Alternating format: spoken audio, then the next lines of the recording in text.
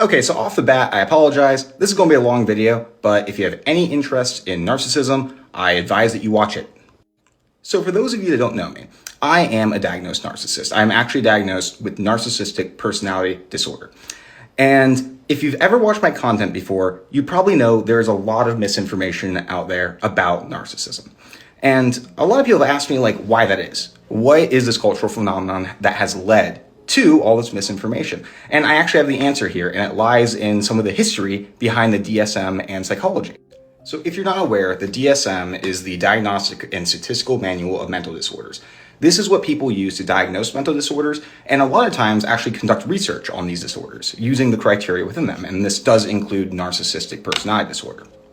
And what you notice in the DSM nowadays about narcissism is that there's not really any distress in these symptoms, right? It's like they're grandiose, they're entitled, they're preoccupied with their fantasies and stuff like that.